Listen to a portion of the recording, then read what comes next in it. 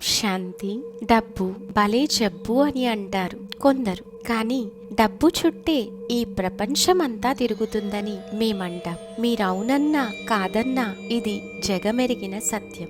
ఈ రోజుల్లో ధనంతోనే బంధువులు, బంధుత్వాలు, ప్రేమలు, ఆప్యాయతలు, గౌరవ మర్యాదలు అన్నీ దొరుకుతాయి. డబ్బుకున్న విలువ మనిషికి లేదు. ఇది నాకే కాదు, మీకు కూడా తెలుసు. 10 మందిలో మన గౌరవాన్ని నిలబెట్టేది కూడా ధనమే. అయిన వారు ముందు నిస్సహాయకునిగా నిలబెట్టేది కూడా ఈ ధనమే. అందుకే ధనాన్ని గౌరవించాలి. పోయేటప్పుడు ఏం పట్టుకొని పోకపోయినా మనం పోయాక మన శవాన్ని తీయటానికి కూడా ఈ ధనమే కావాలి కదా. అందుకే అన్నారేమో, డబ్బుకి లోకం దాసోహం, పైసామే పరమాత్మ అని ఊరికే అనలేదు. బహుశా ఇందుకేనేమో. అంతెందుకు, 4 వేళ్ళు నోట్లోకి వెళ్లాలన్నా, ప్రశాంతంగా పడుకోవాలన్నా, నచ్చిన మనిషి మన పక్కన ఉండాలన్నా మన దగ్గర ఉండాల్సింది ఖచ్చితంగా ధనమే. కాబట్టి డబ్బుని గౌరవించండి, కానీ డబ్బే జీవితం అన్నట్లు బ్రతకకండి. మనిషికి ధనం ఎక్కువ ఉన్నా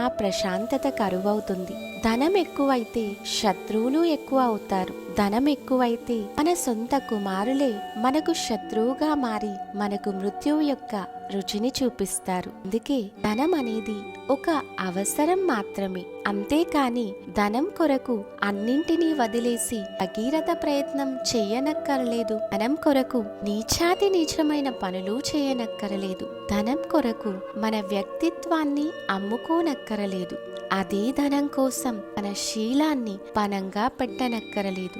ఆశ అనేది అనంతమైనది. మనిషికి ఎంత ధనమున్నా ఇంకా కావాలనే కోరిక మాత్రం చివరి వరకు వదలదు. అందుకే ధనాన్ని మనం అవసరాలకు తగ్గట్టుగా ఉండాలని భావిస్తే చాలు. ఓం శాంతి.